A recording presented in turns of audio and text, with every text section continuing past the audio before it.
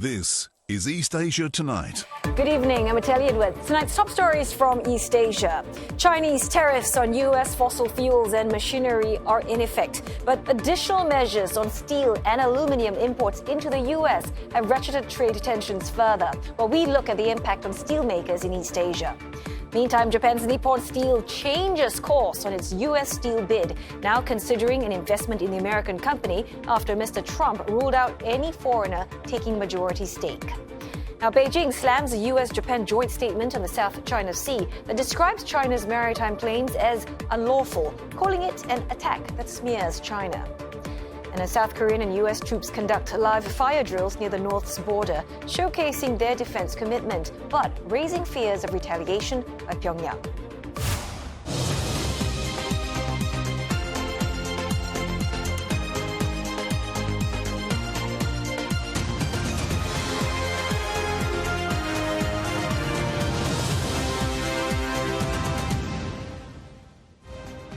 Also in East Asia tonight, two-thirds of the delegation of the Asian Winter Games hail from nations without snow.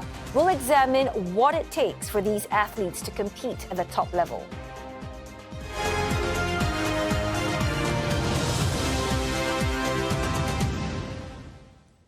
China's tit-for-tat tariffs against the U.S. kicked in today, the latest in a back and forth between the two countries since President Donald Trump took office.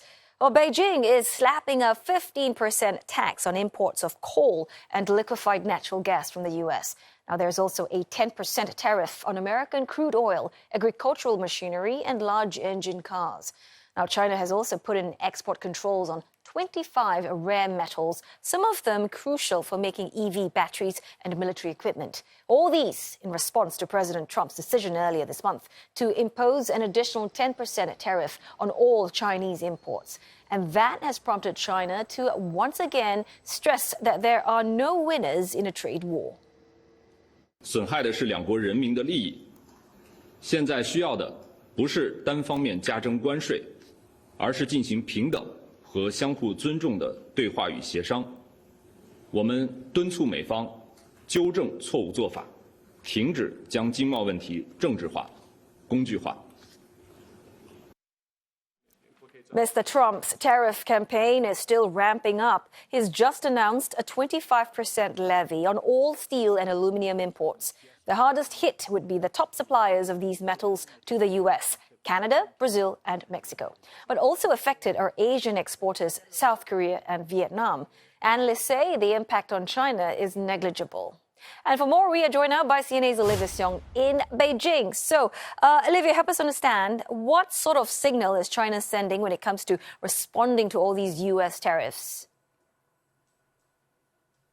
Well, as we heard there from the Foreign Ministry, China is sticking to the same language that it's used in this ongoing trade war, being careful not to be seen as the one that's escalating tensions. But the other signal that we're getting is that China is saying that it's able, likely, to withstand this U.S. pressure. And we just have to look to a post by Yuyuan Tantian, and now that's a social media account associated with the Chinese state broadcaster CCTV. In its post, it said that a delegation of 30 Chinese companies were headed to Kazakhstan to sign an intent of cooperation agreement, and this taking place shortly after China's tariffs on those U.S. goods kicked in. Now, there were no further details on what these cooperation agreements would entail, but the report added that the delegation will be traveling to the Middle East, Europe, Africa, and other regions to discuss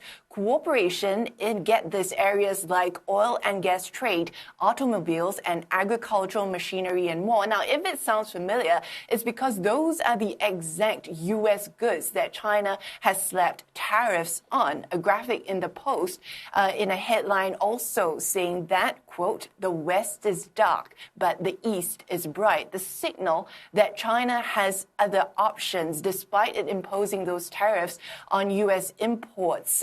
which could make it more costly for affected Chinese businesses. Also, that China is willing to do business with other regions, even as it seems that the Trump administration is continuing with a more protectionist policy stance. But we have to remember, though, that China, in announcing its slew of retaliatory measures, the other signal that it has been sending is that there is room for negotiation. Remember that China's retaliation is not just about tariffs. We've also seen companies being added to an unreliable entity list, export controls on more rare metals. Analysts say while these are a show of force, there is flexibility. For instance, when talking about export controls, Chinese authorities have the ability to enact these controls, but at the same time, the ability to pull back on them and to allow these Chinese companies to export to the U.S. China essentially lining up their chips ahead of expected negotiations, but perhaps not pulling the trigger just yet in all the areas. Right. Aside from that, I mean, in your chat with all these analysts about this tit-for-tat trade war, did they tell you what they think is going to happen next? Well, analysts I've been speaking to say it's extremely difficult to predict what's going to happen next. But the consensus being that this is just the beginning of the trade war between China and U.S. Under Trump, the second Trump administration. The question, though, is whether there will be negotiations taking place and in what form. There had been talks about that potential phone call between the two top leaders, President Xi and President Trump. The Chinese Foreign Ministry today, again, not responding officially on whether it would happen, but analysts are saying that President Xi is quite unlikely to want to speak and jump on a call with his U.S. counterpart just yet, given that we had seen the leaders of Canada and Mexico jump on a call and President Trump being able to extract concessions in exchange for delaying those tariffs, President Xi not wanting to appear weak. And analysts I spoke to also say that the removal of the 10% tariffs would be a rather low bar and that China would be wanting to go for something bigger. But the question is, what can China offer to the U.S. that could lead them to some form of an agreement? Here's what one analyst had to say.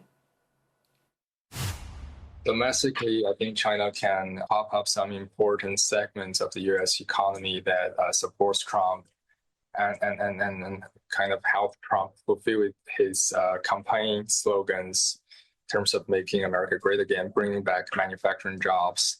Elon Musk has a very huge business presence here in China, and China has a lot of leverage over Tesla and other U.S. companies, right? So giving them more access to invest here. And China would definitely want the U.S. to accept more Chinese investment into the U.S. And with that leverage that China has over U.S. companies, the Wall Street Journal reporting that the Chinese officials are building a list of U.S. technology companies that can be targeted with antitrust probes. And that comes after China announced a similar investigation into tech giant Google. But the Chinese Foreign Ministry is saying that it has no details on that and that it opposes overstretching the concept of national security and that it remains open to companies from all countries. Oteli. Hey, thanks so very much for that report. CNA's Olivia Seong speaking to us live from Beijing. Now, tariffs were also discussed when Japanese Prime Minister Shigeru Ishiba met President Trump in the White House last week. But what's grabbing headlines now is the latest twist to Nippon Steel's bid to take over U.S. Steel. Well, as a matter of fact, we have Henry Yin standing by to tell us all about it. Henry? That's right, Oteli. And Japan says Nippon Steel will make, quote, a bold proposal in its effort to invest in U.S. Steel after President Trump said the Japanese firm would not be allowed to take a majority stake in American company. In a meeting with Prime Minister Ishiba, the U.S. president said the companies will be looking at an investment rather than a purchase. That adds another layer of uncertainty to Nippon Steel's nearly $15 billion plan to acquire U.S. Steel. The biggest Japanese steelmaker has still not withdrawn its bid, and the U.S. president saying transferring U.S. Steel ownership to a foreign company through a takeover is, quote, psychologically not good. According to his statement Friday, Mr. Trump will this week meet with the head of Nippon Steel to mediate. And for a deeper look, we're joined by CNA's Michio Ishida. Michio, the blocking of Nippon Steel's plan to buy U.S. steel was a thorn in bilateral relations. Did Mr. Ishiba's visit turn things around? Well, Mr. Ishiba actually, after returning to Japan, confessed to Japanese media he talked to Nippon Steel before heading to Washington. And we've heard from local American media that Mr. Trump met a U.S. Steel CEO before the bilateral summit. Now, Nippon and U.S. Steel have been committed to Nippon Steel's takeover deal worth $14.1 billion, but it was blocked by then U.S. President Joe Biden in January. And Mr. Trump, too, expressed his disapproval on the takeover during his election campaign. But after meeting Mr. Ishiba, Mr. Trump agreed to allow Nippon Steel to invest in U.S. Steel. So it sounds like the deal has been sort of revived. But Mr. Trump expressed his disapproval of another company buying more than half of U.S. Steel shares. I actually called on Nippon Steel to check on what it had to say about Mr. Trump's position, and Nippon Steel said it could not comment. But Chief Cabinet Secretary Yoshimasa Hayashi said in his news conference on Monday that Nippon Steel is coming up with a win-win formula for U.S. and Japan. Now, Mitch, as we await to see what this win-win formula is, I just want to pivot to security and defense issues. Now, before the summit, there was some speculation that Mr. Trump might pressure Tokyo to shoulder more when it comes to defense. Was that the case? Well, actually, what analysts here say is that Mr. Ishiba's achievement in Washington was he was not pressured into more defense spending. Actually, Japan has been drastically raising its defense spending or doubling its spending from 1% to 2% of its GDP during the 5 years up to 2027. And Japan is the biggest buyer of U.S. defense equipment. And Mr. Ishiba made it clear a country does not increase budget based on pressure from other countries, but for its own commitment to its national security. But also, Mr. Ishiba was able to receive a U.S. commitment on the defense of Japan, including the Senkaku Islands, which China also claims and called Yaoyi. And, you know, Mr. Ishiba's strength is in defense and security, with his past experience as defense minister. And the key also in his talks with Mr. Trump seems to be that he talked about the Abe-Trump relationship, Mr. Shinzo Abe, the former prime minister, laying the foundation on agreement. And, you know, Mr. Trump was very close to Mr. Shinzo Abe, who was assassinated. And also, Michio, Mr. Trump is expected to announce new tariffs this week. Was this discussed with Mr. Ishiba, and is Tokyo concerned? Well, Mr. Ishiba said that tariffs on Japanese products was not discussed in the meeting. However, Japan does have a trade surplus, and Mr. Trump has pointed that out during the meeting. Mr. Ishiba assured of fair trade, and he agreed to purchase LNG from the U.S., in particular from Alaska. And with that purchase, Mr. Ishiba hopes to offset half of U.S. trade deficit with Japan. And Mr. Ishiba also announced a hefty $1 trillion investment by Japanese companies to the U.S., including Toyota and SoftBank, on the back of Japan being a U.S. top investor for 5 years in a row. But we hear Japanese companies are still worried about U.S. tariffs as Mr. Trump is unpredictable. And we have been hearing that Mr. Trump is looking to slap 25% tariff on steel and aluminum, and Japan does export steel to the U.S. And he said that this is part of his measures to support U.S. steel, but we don't know yet if the tariff includes Japan. Now, Mr. Trump being unpredictable, I mean, he's added uncertainty to this relationship. So what are you going to be looking out for in the coming days? Well, this week, Mr. Trump said he will officially announce tariffs, so Japan is monitoring carefully on the details. Mr. Trump said he will meet Nippon Steel this week. How that discussion will go will be closely monitored too. All that could set the tone on the mood of Japan-U.S. bilateral ties. But so far, political watchers here give a thumbs up to Mr. Ishiba's handling of the bilateral summit. Actually, before he headed to Washington, many did not expect much from Mr. Ishiba. But it turned out he was careful not to contradict Mr. Trump, decided to be succinct, and made sure to flatter Mr. Trump. And his interpreter during the meeting was Mr. Sunao Takao of the Foreign Ministry, who interpreted for Mr. Abe and Mr. Trump when they met in the past. And Mr. Ishiba explained his policy with Mr. Trump based on the foundation of the two leaders, Mr. Abe and Mr. Trump, built. And Mr. Ishiba said Mr. Trump appeared keen to visit Japan, and the likely timing is during the World Exposition in Osaka. All right, Michio, thank you so much indeed for your report. CNA's Michio Ishida in Tokyo. Steelmakers in Japan and South Korea took a hit after Mr. Trump unveiled plans to impose 25% of tariff on all U.S. imports of steel and aluminium. While Nippon Steel lost ground also with heightened uncertainty over the company's plan to acquire U.S. steel. South Korean steel companies also closed the session down. The industry ministry says it's holding an emergency meeting to discuss the impact of the tariffs. And I'll be back with more business news in a moment. Over to you. We're looking forward to that. I'll chat with you in a short bit, Henry. Now, Beijing, in the meantime, has complained about what it calls negative references to China in the statement that was issued by the U.S. and Japanese leaders over the weekend.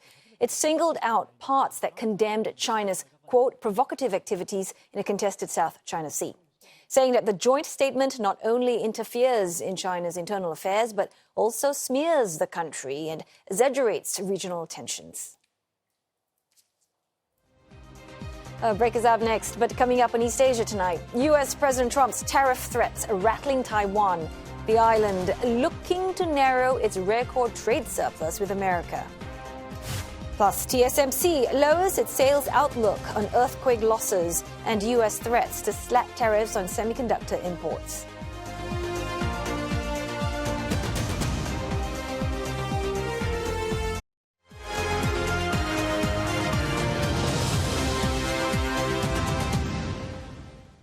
Hello again. Good to have your company on East Asia tonight. And as promised, your business news now with Henry Yin. And Henry, I want to talk about gold. It's hitting new all-time high following President Trump's latest tariff plans. What's that all about? Yes, indeed, Oteli. And we are talking about the sparkling precious metal. It's swiftly making its way to the 3K level as increasing uncertainty in global financial markets push investors to the safe haven metal. And spot gold hits a fresh high, rising above $2,895 per ounce after U.S. President Trump said he would slap tariffs on steel and aluminium imports. Also, a quick check on the prices at the moment, trading at 2,902.6.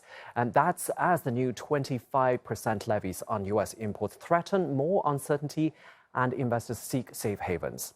Gold has rallied around 37% in the past 12 months. It put on 2.2% last week and is now within sight of the $3,000 mark.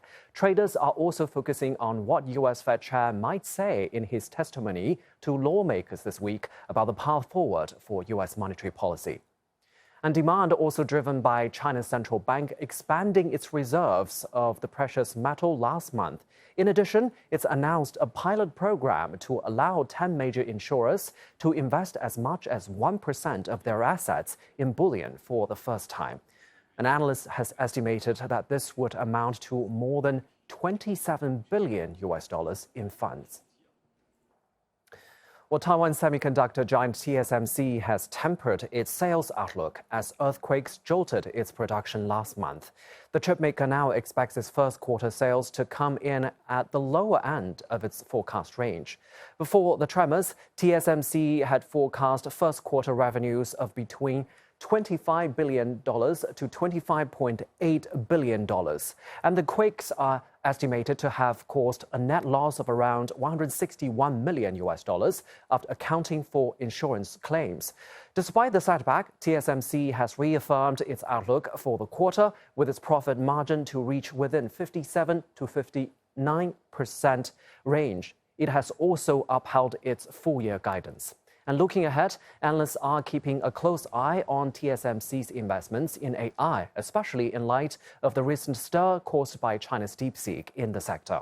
TSMC has previously signaled that its capital expenditures could reach a record high of $42 billion this year, driven by growing AI demand. Adding to the uncertainty is the ongoing trade tension, with US President Donald Trump threatening to impose tariffs on semiconductor imports. And later this week, TSMC's board will convene in Arizona, where the company's most advanced US plant is located. Well, Taiwan is looking to Alaska to supply some of its energy needs in the form of natural gas. This comes as the Taiwanese government looks to narrow the trade surplus with the US and head off tariffs. Taiwan's economy ministry said that the state-run energy company CPC is looking into the feasibility of additional purchases. U.S. imports of LNG now make up about 10% of supply, with Australia and Qatar largely making up the rest. U.S. President Donald Trump said last Friday that he plans to announce reciprocal tariffs on many economies by this week. It's a major escalation of his offensive to reshape global trade relationship in ways he considers to be in Washington's favor. Taiwan runs a large trade surplus with the U.S., which surged more than 80% last year. The island's exports to America hit a record $111.4 billion, driven by demand for high-tech products such as semiconductors. At the same time, Taiwan's exports to Mexico have surged by a record as tech companies move production out of China. But with Mexico facing higher U.S. tariffs, there is much uncertainty around trade. Taiwanese exports to Mexico jumped by 479% in January from a year earlier to $2.7 billion, mainly led by AI-related shipments. And Taipei's finance ministry says the surge was largely due to supply chain shifts, as companies like Foxconn and Wistron have been building factories in Mexico to assemble AI servers destined for the U.S. Dongfeng Motors shares surged as much as 86% in Hong Kong today, after it said it's planning a restructuring with another state-owned company. That sparked speculation of potential mergers among state-owned competitors. The company said the restructuring could alter its shareholder structure, but will not change the actual controller. Its Hong Kong-listed shares closed up nearly 26%, while those listed in Shanghai gained 10%, rising by the maximum daily limit. And shares of China's three largest telecom providers also rallied. China Mobile, the country's largest wireless carrier, rose as much as 5% before closing up 2%, while China Telecom briefly surged 10%, hitting the daily limit. China Unicom gained 4.4%. And the boost coming from DeepSeek's AI model, the three companies incorporated into their services to promote the inclusive application of the latest AI technology. The businesses have also been developing their own large language models over the past few years amid the global AI boom. Chinese and Hong Kong stocks rose as optimism around AI startup DeepSeek continued to lift tech companies. Better than expected inflation data also buoyed sentiment.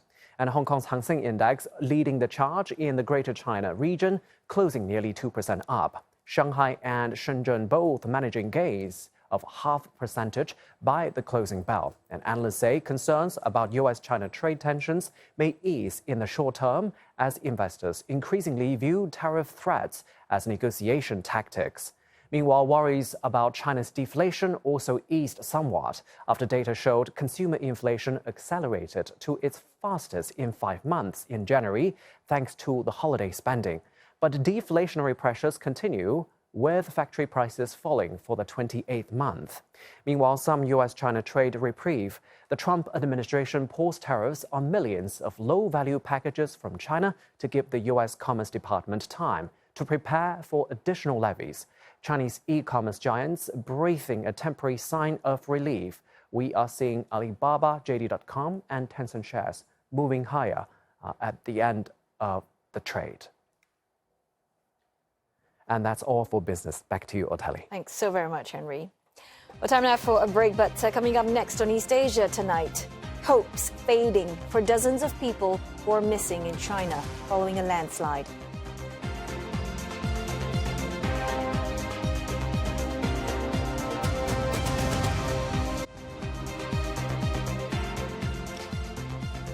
South Korean and U.S. troops conduct live fire drills near the North's border, showcasing their defense commitment, but raising fears of retaliation by Pyongyang. Japan's Nippon Steel changes course on its U.S. steel bid, now considering an investment in the American company after President Donald Trump ruled out any foreigner taking majority stake. The Chinese tariffs on U.S. fossil fuels and machinery are in effect, but additional measures on steel and aluminium imports into the U.S. have ratcheted trade tensions further. Earlier, we spoke with Chandre Tagavalu, head of the Jeffrey Chair Institute on Southeast Asia at Sunway University. And he tells us that economic decoupling and slower growth could result from the tit-for-tat tariffs. U.S. economy can drop by 1%. Global trade can drop by GDP can drop by 0.8%. China will drop by around 0.6% if similar kind of tariff dimension with financial implications are imposed.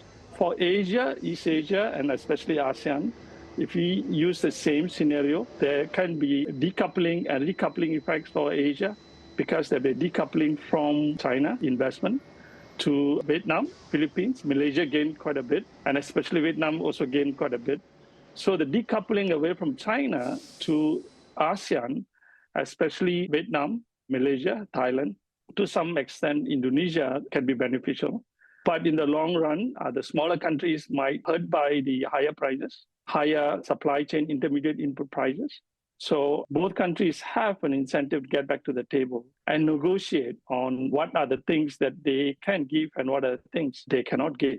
And if a similar structure has been adopted in the 2018 tariff war, then issues of technology, issues of IP, issues of intellectual sharing, networking will be very critical for them, including, of course, the electric cars, and new dimension might come. AI might be the other. So there are other dimensions they will negotiate and see whether they can find a common ground to manage the tariff war that is escalated now. Trump imposed 25% tariff on steel and 10% tariff on aluminium in 2018.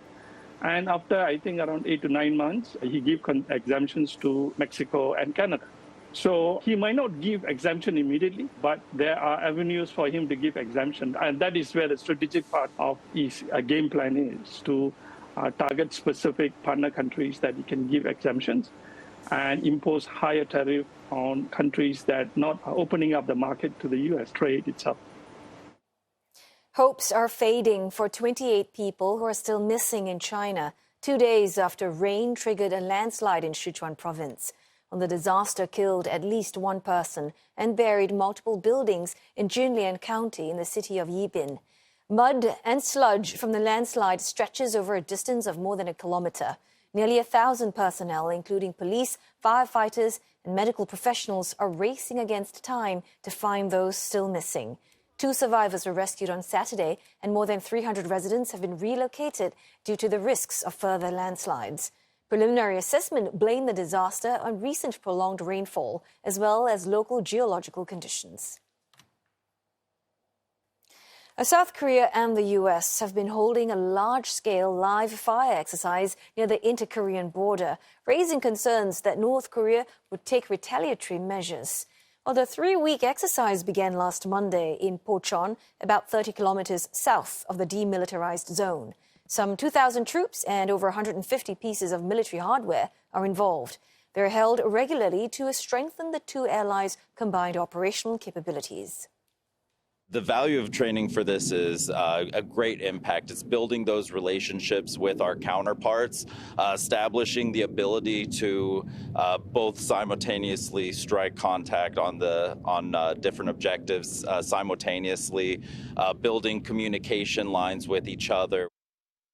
제병 협동 훈련, 공지 합동 훈련을 통해서 많은 전술적 식견을 배양할 수 있게 되었으며 또한 각 단차, 전차장들과 승무원들 간의 팀워크 향상을 할 수 있는 계기가 되었습니다. Over the weekend, North Korean leader Kim Jong-un reportedly blamed regional tensions on military cooperation between the U.S., South Korea and Japan. He slammed U.S. troops based in Seoul for leading a nuclear war simulation that he says invites military imbalance. Mr. Kim did not specify what he would do in response. But Pyongyang has previously held their own missile tests in response to these joint drills. Looking beyond East Asia, the UN has warned that the threat of famine could return in Gaza if the truce between Israel and Hamas collapses. The threat of famine, I think, is largely averted now because we've got now 3 weeks of bread and food across. And so the starvation levels are down from where they were before the ceasefire. I mean, that's been a great success of the last 3 weeks, is because we've been getting 700, 800 trucks a day through, we've been able to reach over 1 million people with food. But the conditions are still terrible. You know, people are still hungry. There is still a limit of the supplies that they have. And if the ceasefire falls, if the ceasefire breaks, then very quickly those conditions will come back again. The 6-week first phase of the ceasefire deal is at the halfway mark. The UN Humanitarian Office says more than 12,600 aid trucks have entered the enclave since the start of the truce. Still, more food and medical supplies are urgently needed as concerns of disease outbreaks grow. Well, the UN noted that some Palestinians are angry with the international community over the war and its response. I'm worried about the hospitals. You know, I visited the one hospital in the north that stayed functioning all the way through the war. I also visited Al-Shifa and I donated blood at Al-Shifa as a sign of solidarity with doctors and patients who are so desperately trying to save lives there. So medical supplies are urgent. Right now there is also a real need for tents, for shelter, because the conditions, as I experienced, are very cold. Winter is severe for people who have nothing. Turkish President Recep Tayyip Erdogan says that no one has the power to force Palestinians out of their homes, rejecting President Donald Trump's plan to take over Gaza and resettle Palestinians there. He said there is no need to discuss or take his proposal seriously. 471 gün boyunca İsrail'in her türlü gaddarlığına, vahşetine ve saldırılarına rağmen topraklarını terk etmeyen Gazze halkı Gazze'de kalmaya, Gazze'de yaşamaya, Gazze'ye sahip çıkmaya devam edecektir. Hangi ambalaja sarılırsa sarılsın, Gazze'yi Gazze'lilerden koparmaya yönelik her türlü plan hakikatin sert duvarına çarpıp tuz buz olacaktır. Mr. Erdogan has embarked on an official tour of Asia with visits to Malaysia, Indonesia and Pakistan. His first stop is Kuala Lumpur today, where he will meet with Prime Minister Anwar Ibrahim. Both leaders are expected to discuss the reconstruction of Gaza. Just last week, Mr. Anwar said that Malaysia will not waver from its stance for an independent Palestinian state. Talks come amid widespread criticism over the U.S. leader's plan to buy and own Gaza. Mr. Trump has suggested temporarily relocating Palestinians to neighboring countries to rebuild the enclave. We'll make it into a very good site for future development by somebody. We'll let other countries develop parts of it. It'll be beautiful. People can come from all over the world and live there. But we're going to take care of the Palestinians. We're going to make sure they live beautifully and in harmony and in peace. Several Mideast nations have rejected that idea. But Mr. Trump says he is confident they will agree to take in Palestinians after he speaks with their respective leaders. And this includes Jordan's king, who is scheduled to visit the White House tomorrow. President Trump's proposal will also be front and center at an emergency Arab summit in Egypt later this month. This as countries in the region slam Israeli Prime Minister Benjamin Netanyahu's remarks on establishing a Palestinian state on Saudi territory. Mr. Netanyahu appeared to suggest this during an interview, sparking further concerns over the fate of Palestinians in Gaza. The Israeli leader also reiterated his support for Mr. Trump's Gaza plan, calling it revolutionary. He says Israel is willing to carry out the job. World powers warn resettling nearly 2 million Palestinians will only foster new hate and suffering. Well, the break is up next, but coming up in East Asia tonight, the 9th Asian Winter Games now in full swing in China's Harbin. See how delegations from tropical and desert nations, including Singapore, have prepared for this event. And what you can expect as policymakers and innovators gather for the India Energy Week starting tomorrow.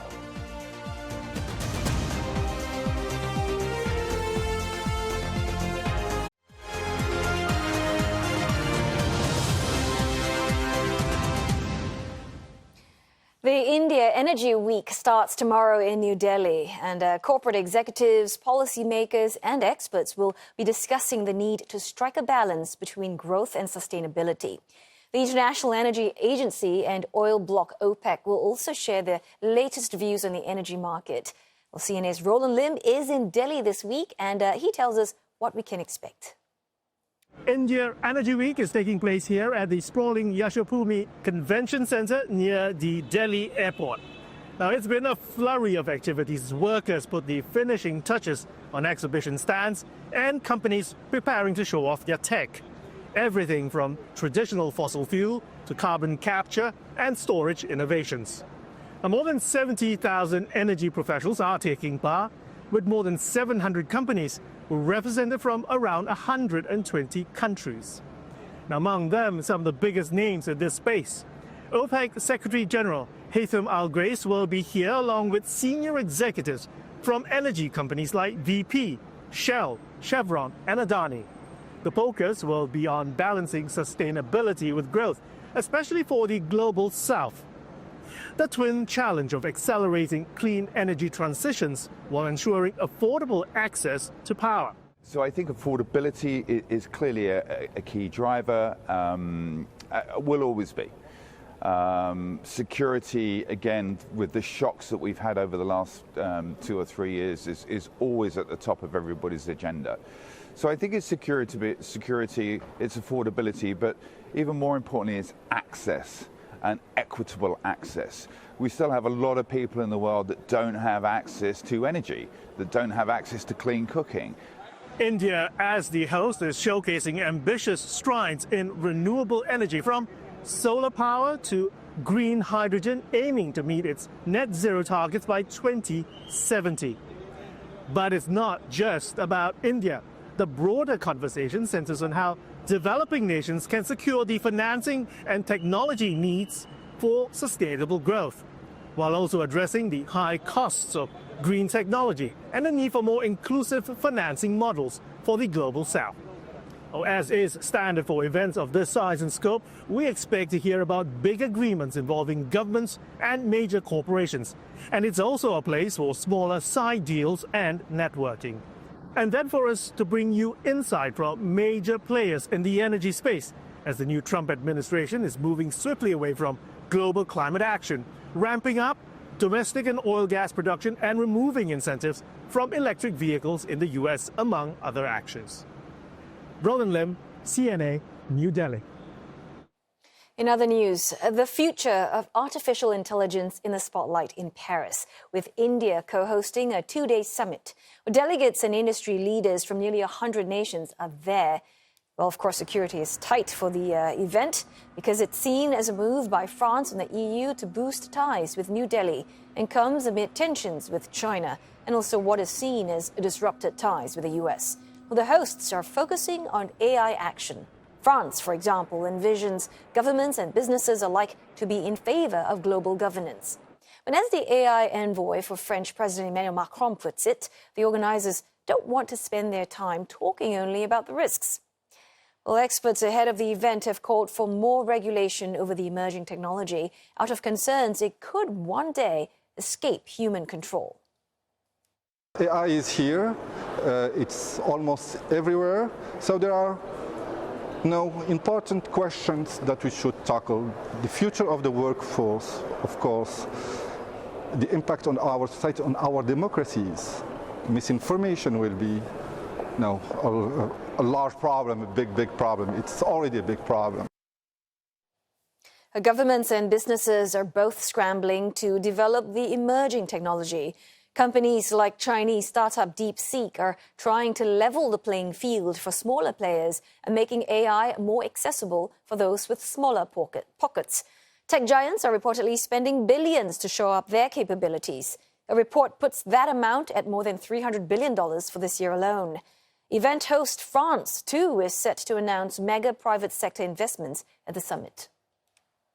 À ce sommet, 109 milliards d'euros d'investissement dans l'intelligence artificielle sur les prochaines années. Qu'est-ce que c'est? C'est exactement l'équivalent pour la France de ce que les États-Unis ont annoncé avec Stargate, c'est 500 milliards. C'est le même rapport. États-Unis, France. Donc, notre investissement sera combien? 109 milliards. 109 Et c'est la première fois de l'histoire qu'il y a un tel investissement. C'est la première fois parce qu'on a travaillé énormément et parce qu'on a des atouts. Well, for more of our AI coverage, do log on to CNA.Asia for stories such as this one. On the US not including staff from its AI Safety Institute as part of its summit delegation. And I will also be speaking to our Paris correspondent later in Asia tonight, happening at 8:30 p.m. Singapore, Hong Kong time. Make sure you join us for that. And turning our attention back to China, where competition is in full swing at the Asian Winter Games in northeast China's Harbin. And in the spotlight are not just the winter sports powerhouses, but those hailing from nations without snow. In fact, about 2/3 of the record 35 delegations at this year's Games are from tropical and desert climate nations, including the island state of Singapore. Lauren Ong finds out what it takes for these athletes to compete at the top level. Past midnight and amid Singapore's monsoon downpours, alpine skier Faiz Basha used to skate for hours at the National Stadium, the only time and way he could train in winterless Singapore, as he juggled mandatory national service and his dream of representing the tropical island nation on the slopes.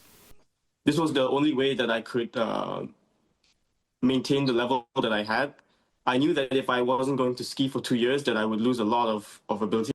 Faiz became Singapore's first national alpine skier in 2021.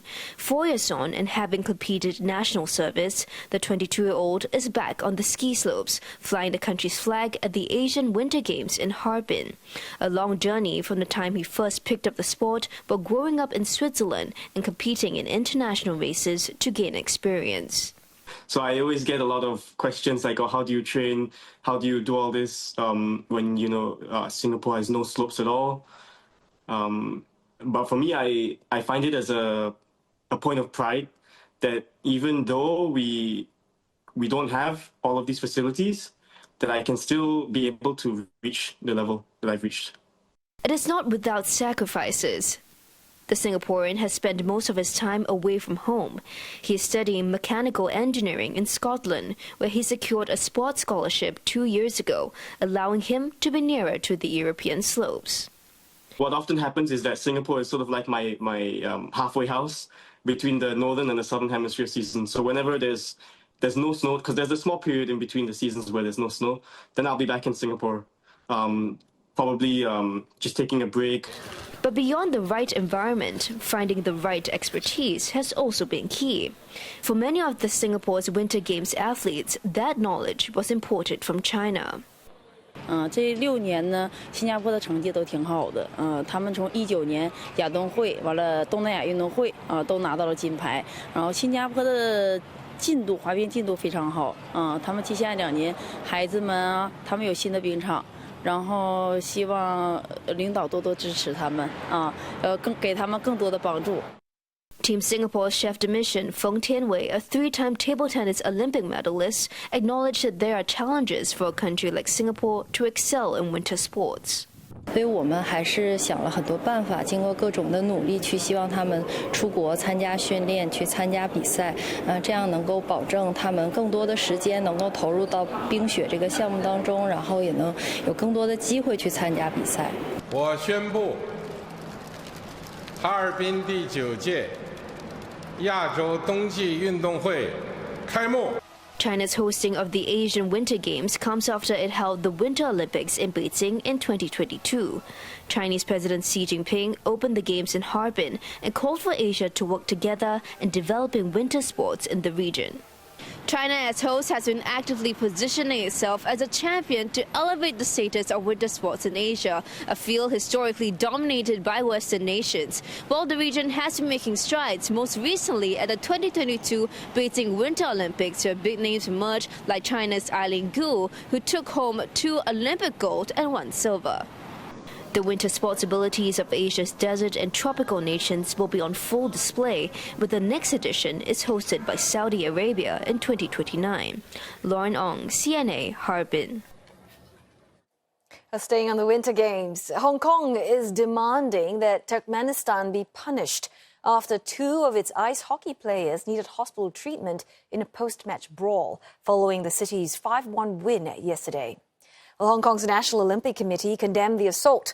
The affected players are said to be in stable condition, but the extent of their injuries is not known. There is no immediate response from the Turkmenistan side. Looking outside of East Asia, Indonesia has begun a free health screening program nationwide at a reported cost of nearly $300 million. A program is part of President Prabowo Subianto's key election campaign promise to detect various diseases early and avoid preventable deaths. CNA's Saiful Bara Ismail with this report. In Jakarta, 44 community health centers have been prepared to carry out a free health screening program. It's a birthday present from the state to its citizens. Every Indonesian will receive a free voucher for medical checkups that can be claimed during or after their birthday. The first phase of the program targets groups of babies, toddlers, adults, and the elderly.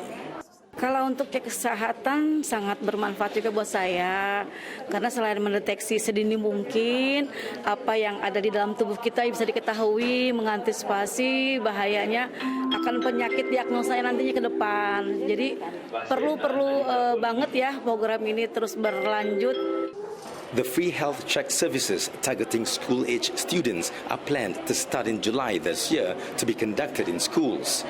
The program will be expanded in the next phase at other primary health facilities, including private clinics that collaborate with the National Insurance Scheme. Indonesia is facing a rising tide of non-communicable diseases such as diabetes, hypertension, and heart disease, which account for a significant proportion of the country's healthcare burden. The program aims to encourage people to take proactive steps in checking their health. Kunci paling utama adalah kita melakukan sosialisasi dan edukasi. Mengapa cek ini penting? Karena umumnya masyarakat baru mendapati kondisinya itu setelah kondisinya parah. Itu ada di stadium yang mungkin sudah lanjut ya. Nah, itu kita lihat juga fenomena bahwa penyakit-penyakit yang itu tidak menular seperti jantung, kanker, paru-paru itu umumnya diketahui justru di stadium lanjut. The government has allocated some $290 million for the program this year, which will cover 60 million people accessing the service. Over the course of 5 years, the government hopes to increase the number of recipients to more than 200 million people. Last month, Indonesia launched a free meal program for school children and other vulnerable groups in a bid to fight malnourishment and stunting. Saiful Bara Ismail, CNA, Jakarta. And that's all we've got for you in East Asia tonight. Hope you enjoyed it. Don't forget your headlines anytime at cna.asia. Thanks for watching.